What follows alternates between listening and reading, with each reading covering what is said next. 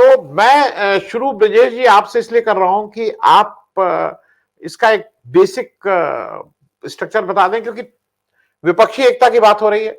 एक है third front minus BJP minus Congress, एक है कांग्रेस लेड फ्रंट जो यूपीए था, और एक तीसरा यह है कि जिसमें आम आदमी पार्टी का क्या क्या रोल होगा। उसके बहुत संक्षेप में इसको करेंगे और फिर हम लोग इस चर्चा को इसके बाद आगे बढ़ाएंगे।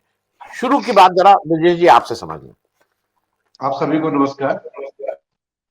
हम इस चीज को दो तरीके से समझ सकते हैं। हर क्षेत्रीय दल का अपना एक राजनीतिक हित, वो जानता है कि वो जितना ताकतवर रहेगा केंद्र में उसकी इतनी सुनी जाएगी। तो थोड़ा बार्गेनिंग के लिए जब गठबंधन होना होता है उससे पहले हर दल अपने तरीके से थोड़ा बढ़ा चढ़ाकर चीजों को रखता है, ताकि कल गठबंधन बनने की स्थिति आए तो वो अपनी बात को ज्यादा तरीके से मनवा सके जो दूसरे दल उसके राज्य में उसके साथ होंगे। दूसरा यह है कि किसी राजनीतिक दल का लगता है कि उससे राज्य में बहुत इतना ज्यादा विरोध है, उस विरोध पर ही उसका सर्वाइवल है, उसे केंद्र में या लोग आम चुनाव के समय, लोकसभा के चुनाव के समय आपस में जुटने में एक संदेश जाने का डर लगा रहता है। कहीं ऐसा हो इसका नुकसान मुझे जब राज्य के चुनाव हो तो वहां हो जाए। वही केंद्र में तो आप एक हो जाते हैं, राज्य में आके आपस में एक दूसरे के खिलाफ लड़ते हैं। तो उसको वह तुलना करता रहता है हर समय दिमाग में कि मैं इन चीजों को कैसे शो करूं कि मैं उसका राज्य में प्रतिपक्षी भी बना रहा हूं और केंद्र में उसका अगर सहयोग मिल सकता है, मिल जाए उसके सहयोग से, तो हम जो है केंद्र में भी अपना साझेदार बन जाए।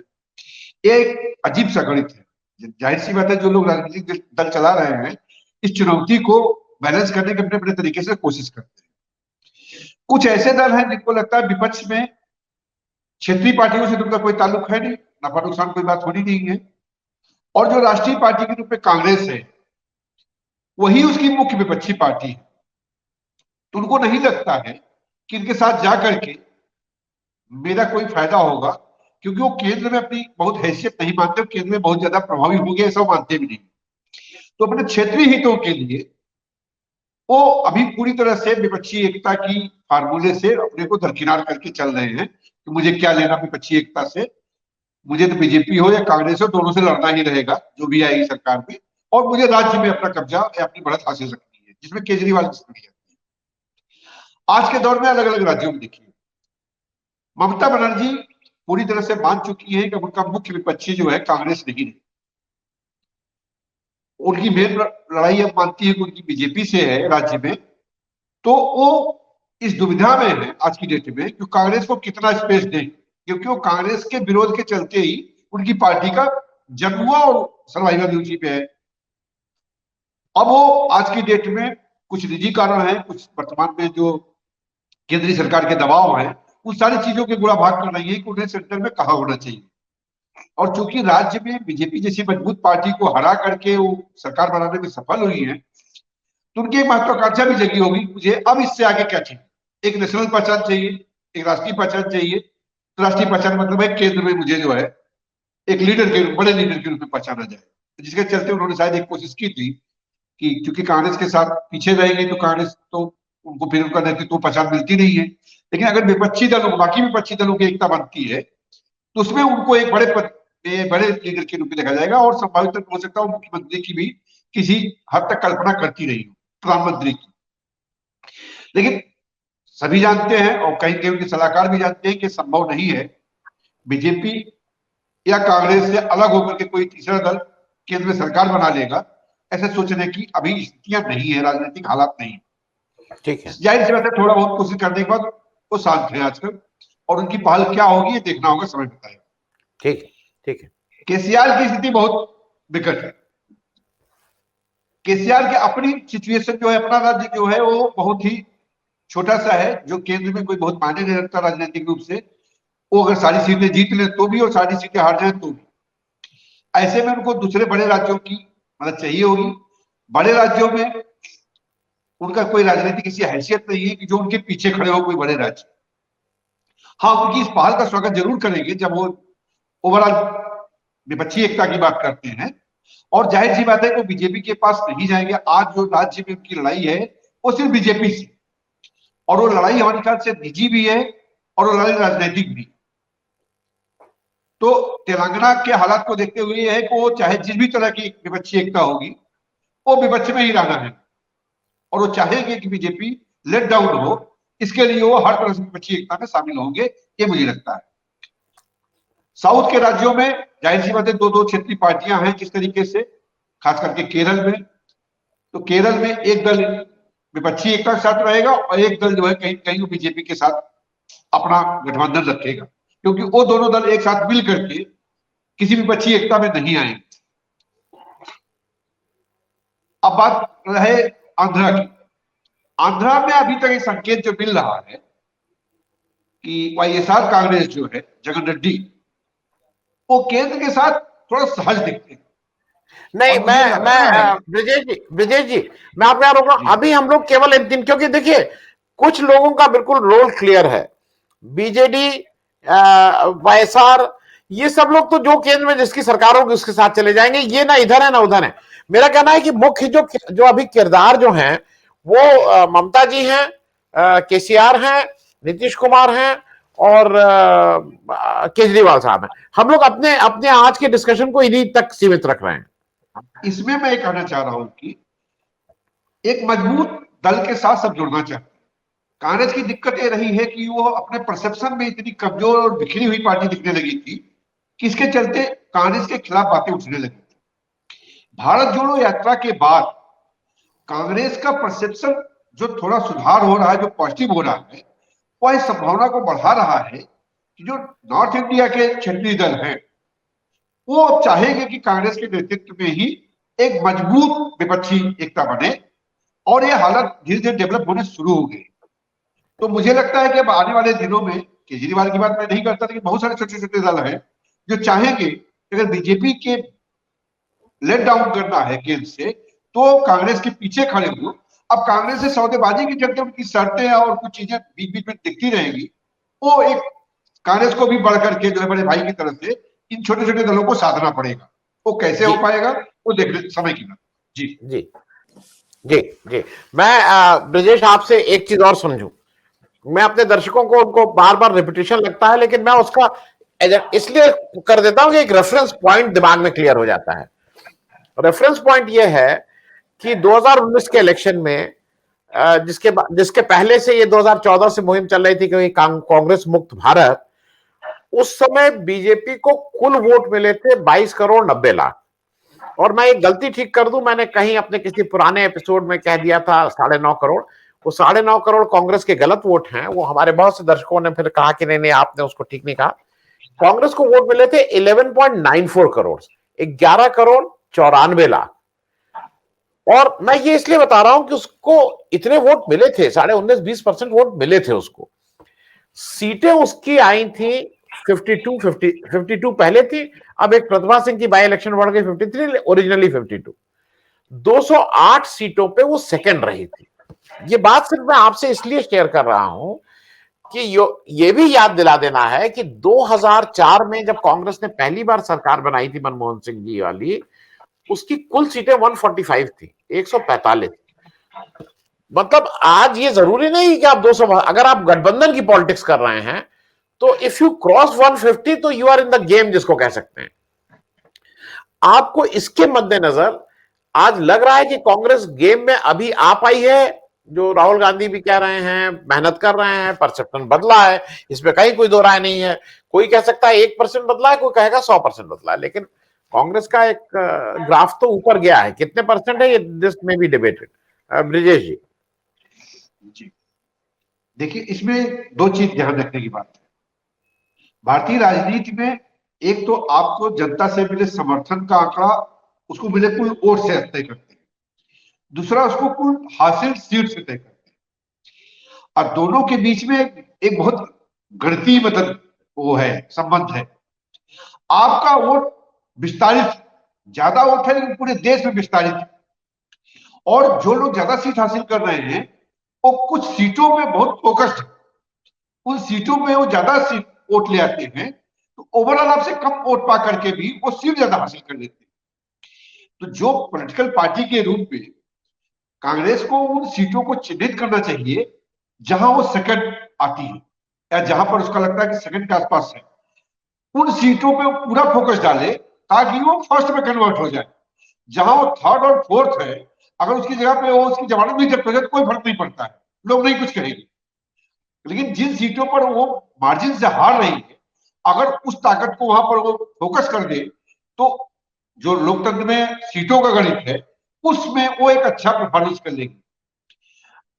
जहां तक बात है आरोप लगाने की बात, इससे ही जब बचाव की बात आती है तो कांग्रेस अपनी जो है वोट परसेंटेज की बात करती है, जब हमले की बात आती है तो बीजेपी या विरोधी दल उसकी सीटों की बात करती है। लेकिन इन दोनों के बीच में तालमेल करने की जरूरत है। निश्चय ही सरकार में आना है, सत्ता में आना है तो सीटों के खेल से आएंगे, परसेंटेज से नहीं आएंगे। जैसे तेलंगाना का आपने उदाहरण दिया, 30% वोट हासिल किया, इन सीटें बहुत अच्छी नहीं हासिल की, 40% पा करके एक सरकार बना दी। अगर इनमें से उस 30% का फोकस उनकी सारी सीटों पर बैलेंस्ड है तो निश्चय वो सारी सीटें हार गए। लेकिन अगर 30% वोट उनके 40% सीटों पर फोकस होता, 30 में से 20% भी, तो वो सीटें कन्वर्ट हो जाती कांग्रेस के खाते में। अब एक रणनीति बनाने की जरूरत होगी कांग्रेस को। वो ठीक है पूरे देश में चुनाव लड़ेगी, हर जगह प्रत्याशी खड़े करेगी, हर जगह, लेकिन उसको अपना फोकस बढ़ाना पड़ेगा जहां वो मार्जिन से हार नहीं लगाता। अगर उस मार्जिन से हारने वाले राज्यों में अब फोकस थोड़ा बहुत नहीं बढ़ाना पड़ेगा, क्योंकि विरोधी पार्टी काफी मजबूत है, आपको थोड़ा हाइप और उससे बढ़ा के रखनी पड़ेगी ताकि आप उस पर सीट को कन्वर्ट कर पाए। और बीजेपी निश्चय ही अब ओवरऑल अगर आपका परसेप्शन ठीक हुआ है, जिन जगहों पर आप 10% मार्जिन से हो सकता है पिछली बार आ रहे हो, इस बार 5% हो सकता है, माहौल ठीक होने से आप और अच्छा हो जाए। लेकिन बाकी जो 5% बचेगा उसके लिए आपको मेहनत करनी पड़ेगी। तो इस माहौल के ठीक होने से सीटें कितनी मिलेंगी इसका अंदाजा लगाना अभी मुश्किल है। उसके लिए एक संघर्ष की जरूरत है, रणनीति की जरूरत है, और उसके बिना कांग्रेस जो है अपने को सीटों की लड़ाई में आगे नहीं रख पाई। उसे सीट वाइज, क्षेत्र वाइज, मोहल्ला वाइज, जिला वाइज ये देखना पड़ेगा कि कहां वो पीछे रह जाती है और उसको वहां फोकस करना पड़ेगा, तभी वो सीटों में कन्वर्ट कर पाएंगे अपनी जीत को। और जब तक सीटें नहीं हासिल होती है, कांग्रेस के सारे फायदे, सारी बढ़त बेमानी है, क्योंकि लोकतंत्र में जिसकी सीट है, जिसकी सत्ता है, लोग उसी को एक्सेप्ट कर रहे हैं। बाकी बहस तो हमें कैपेसियंस के लिए है कि 5% वोट बढ़ गया, 3% वोट बढ़ गया, 2% वोट बढ़ गया, लोग पूछते सीट कितनी बढ़ी। तो आपका वोट परसेंटेज 5% घट जाए चलेगा, लेकिन अगर आपकी सीट डबल हो जाती है ना तो लोग कहेंगे वाह बहुत बढ़िया कर रही है कांग्रेस। अब कांग्रेस के जो रणनीतिकार हैं उनको सीट वाइज, क्षेत्र वाइज, बूथ वाइज, जहां जहां भी उनकी रणनीति जैसे भी लेवल पे वो करना पड़ेगा। जहां वो लगता है फाइट में है वहां उनको जान लगा देनी है, जहां फाइट में नहीं है वहां थोड़ा अगर फोकस कम भी होता चलेगा। जी जी जी। मैं विजय जी आपके पास आ जा रहा हूं। मैं फिर से बार बार मुझे, क्योंकि मैं इसका आंसर बहुत क्लियर कट नहीं मिलता है, लेकिन यह भी फैक्ट है कि अभी तक जो आम आदमी पार्टी की जहां सफलता मिली है वो कांग्रेस को हरा के ही वो आई है, उसने अभी तक कहीं बीजेपी को नहीं हराया। खैर, पहला म्यूनिसिपल एमसीडी इलेक्शन है, पर एमसीडी इलेक्शन कोई स्टेट इलेक्शन नहीं होते। खैर विजय जी, मैं एक और स्पेसिफिक चीज, इसलिए जब हम ये कह रहे हैं कि कांग्रेस के पीछे वो चले गए या क्या गठबंधन का की क्या रुख होगा, एक नया थोड़ा मुझे खड़गे जी से जितनी उम्मीद थी उससे ज्यादा वो डिलीवर कर रहा है, ऐसा मुझे लग रहा है। खड़गे जी से मुझे उम्मीद इतनी नहीं थी कि वो कुछ वो, लेकिन जो कहते हैं ना, ही इज असर्टिंग हिमसेल्फ, कुछ कर रहे हैं। कर्नाटक में भी जाके, ये कांग्रेस में मैंने पहली बार देखा कि वो उनके यहाँ इलेक्शन हुआ, शपथ हुई, उसके दूसरे दिन वो मीटिंग कर रहे थे कर्नाटक की। कांग्रेस में कभी नहीं होता था। कांग्रेस तो 2-3 महीने बाद अपना कुछ शिविर विविर लगाती, सब लोग होटल में जाते, रेस्टोरेंट पे रुकते, बड़े कमरे में कौन रहेगा इस पे झगड़ा होता, छोटे कमरे में कौन रहेगा उस पे झगड़ा होता, सिंगल सीटेड, डबल सीटेड। लेकिन यहाँ वो बुला के सब लोगों को उन्होंने काम डिस्ट्रीब्यूट कर दिया, 75 दिन की पद यात्रा, ये करना है। तो और खड़गे जी जिस जिस सेक्शन विशेष से आते हैं, दलित होने का, क्योंकि एक दलित के मन में भी एक दिक्कत है, मायावती जी के थोड़ा निष्क्रिय होने से या उनका उतने एक्टिव नहीं होने से दलित भी एक अपना पक्का घर ढूंढ रहा है। उसको अभी भी उसका पक्का घर नहीं है, किराए का घर है बीजेपी। तो आपको लगता है कि इन सबसे खड़गे जी का रोल भी इंपॉर्टेंट हो गया है कांग्रेस की पॉलिटिक्स में? मैं इसे कुछ इस तरह देखता हूं, जैसे कोई फिल्म होती है तो उसमें एक सुपर हीरो होता है और कुछ बहुत अच्छे मजे हुए आर्टिस्ट होते हैं। दोनों की दर्शक में एक वर्ग होता है। तो खड़गे जी वो सुपर हीरो तो नहीं है इनके आते ही तालियां बजे और लोग पीछे चल पड़े, लेकिन एक बजे हुए आर्टिस्ट एक्ट करते हैं तो जो समझदार दर्शक है उसके दिल को छू लेते। तो राजनीति के पुराने खिलाड़ी हैं, पार्टियां कैसे चलती है, संगठन कैसे चलता है, चीजों पर नजर कैसे रखती है, जो कि कांग्रेस की एक लंबी कमी थी लंबे समय से इस तरह के किसी आदमी की जो पार्टी की संगठनात्मक चीजों पर लगातार नजर रखे और लगातार उन चीजों को टच करता है। सुपर हीरो के रूप में सोनिया, प्रियंका, राहुल उतारे जाते रहे, फेल होते रहे, पास होते रहे, चलता रहा। तो मुझे लगता है कि उस लिहाज से खड़गे जी की भूमिका बहुत अच्छी है, लेकिन अकेले खड़गे जी के बल पर कांग्रेस को खींचने की बात नहीं कर सकते। दौर है सुपर हीरो वाला, एक चेहरा, चमकता हुआ चेहरा चाहिए जिसकी क्वालिटी नहीं, सिर्फ चेहरा देख के लोग पीछे खड़े हो जाए जाकर के इस पार्टी के पीछे जाना है, इस नेता के पीछे जाना है। इन दोनों का कॉम्बिनेशन कांग्रेस को आज की डेट में जरूरत है।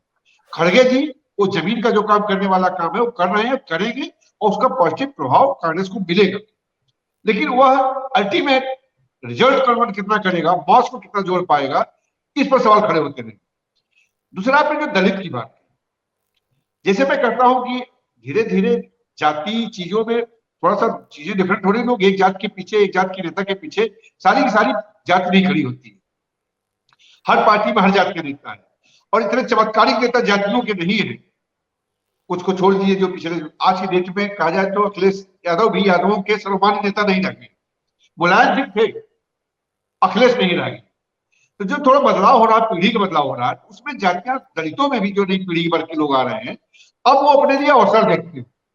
और जो उत्तर प्रदेश में सोचते हो जरूरी नहीं है वो मध्य प्रदेश में सोचे, और वही बात वो पंजाब में भी सोचे।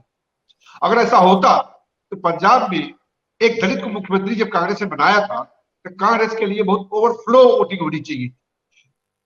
40% वोटर दलित है पंजाब में, खाली दलित एकजुट हो गया होता कांग्रेस के पीछे तो पंजाब में कांग्रेस की स्थिति बहुत डिफरेंट होती, लेकिन ऐसा नहीं है। युवा जो है, दलितों का युवा जो है, वो भी अलग अलग तरीके से चीजों पे रिएक्ट कर रहा है।